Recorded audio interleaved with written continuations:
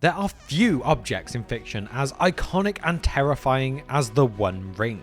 It's not just a piece of jewelry, it's a tool of absolute corruption, a bridge between the physical and spiritual realms, and the embodiment of Sauron's will. But what exactly happens when someone puts it on? The movies give us a visual shorthand, blurry, grayscale distortions, ghostly figures, and that ever-present rushing sound. But Tolkien's own descriptions paint a much richer and more terrifying picture. Let's look at this today. Build me a army worthy of Mordor.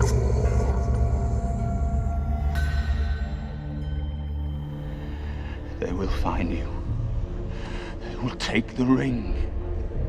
And you will beg for death before the end. Frodo dodged aside and again put the stone between them. There was only one thing he could do. Trembling, he pulled out the ring upon its chain and quickly slipped it on his finger, even as Boromir sprang at him again.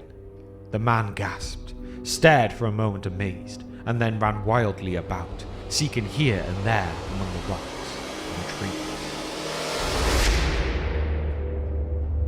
At its core, the One Ring is more than just an artifact of power. It is a fragment of Sauron's essence, tied to his very will.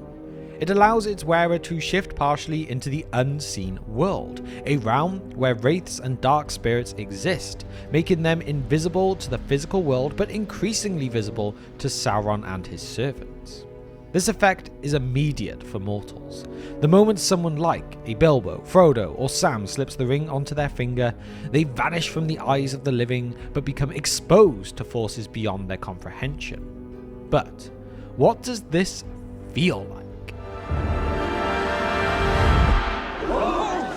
For this, we turn to one of the most detailed accounts in The Lord of the Rings, when Frodo puts on the ring at Amon Hen shortly after Boromir tries to take it from him. This is one of the clearest descriptions of what it's actually like to wear the ring, told through Frodo's own experience. At first he could see little. He seemed to be in a world of mist in which there were only shadows. The ring was upon him. Then here and there the mist gave way and he saw many visions, small and clear, as if they were under his eyes upon a table, and yet remote. Right away, Tolkien gives us something beyond the typical invisibility trick we often associate with the ring. Frodo's perception shifts. He sees the world in layers, as if looking through time and space itself. Everywhere he looked, he saw the signs of war. The misty mountains were crawling like anthills. Orcs were issuing out of 1,000 holes. From the havens of Harrod's ships of war put out to sea, and out of the Eastmen who were moving endlessly. Swordsmen, spearmen, bowmen upon horses, chariots of chieftains and laden wains. All the power of the Dark Lord was in motion. The ring grants him a vision of the world from a near omniscient perspective, as if seeing the movements of armies from above.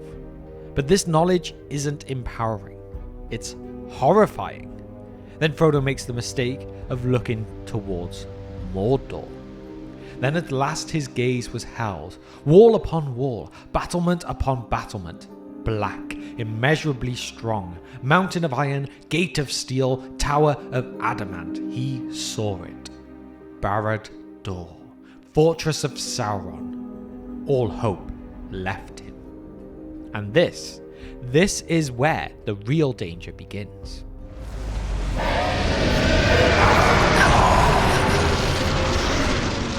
And suddenly he felt the eye. There was an eye in the dark tower that did not sleep. He knew that it had become aware of his gaze. A fierce, eager will was there. It leapt towards him, almost like a finger he felt it, searching for him. Here's where we get one of the most terrifying aspects of the ring, wherein it doesn't just make you invisible, it invites Sauron's attention. This is no abstract evil. This is a direct, tangible consciousness. Sauron is there, and the moment Frodo puts on the ring, he knows. And worse, he calls. He heard himself crying out, "Never, never!" Or was it, "Verily I come to you?" He could not tell. That right there is the creeping horror of the One Ring. It doesn't just expose you to Sauron, it begins to change you. The wearer might think they are in control, that they are resisting, but their mind is already being pulled in two directions. We've seen this before. Gollum constantly refers to himself in two voices, as if two versions of himself are fighting for dominance. Isildur, after claiming the ring, refuses to destroy it, not because he suddenly loves evil, but because his thoughts have already begun shifting under its influence. Frodo in this moment is balanced between the Eye's command and his own will. In a last moment of resistance, another voice manages to break through. Take it off, fool, take it off the ring. This outside force, possibly Gandalf, possibly the power of the three elven rings resisting, is what saves him. Frodo manages to tear the ring from his finger just before Sauron pins him down. The moment he does, the vision vanishes. He finds himself kneeling in sunlight, freed from the suffocating darkness of the ring's influence.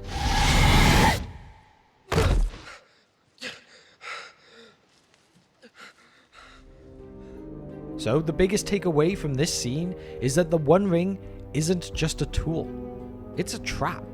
It offers power, but only in ways that lead to subjugation.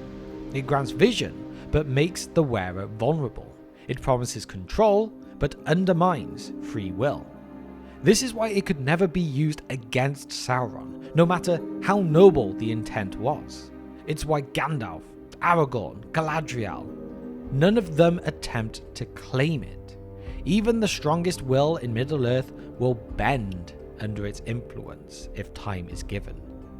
And for Frodo, despite all his strength, despite all his resistance, it is only at the last moment, when he's already standing at the crack of doom, that the ring finally wins.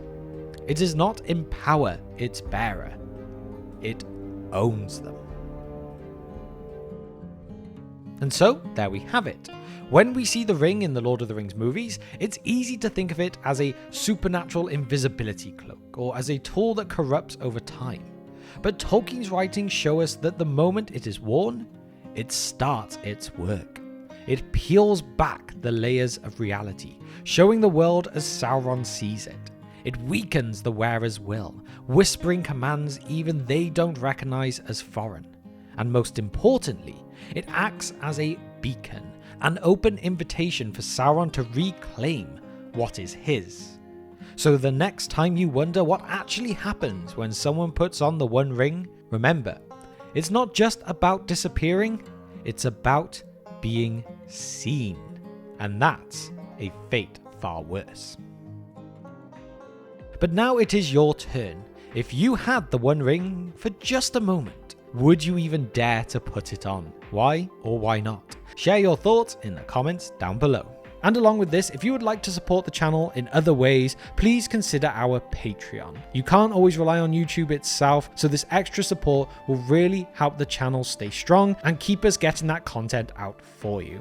But with that, thank you for spending just some of your time with me today, and I will see you next time on The Broken Sword.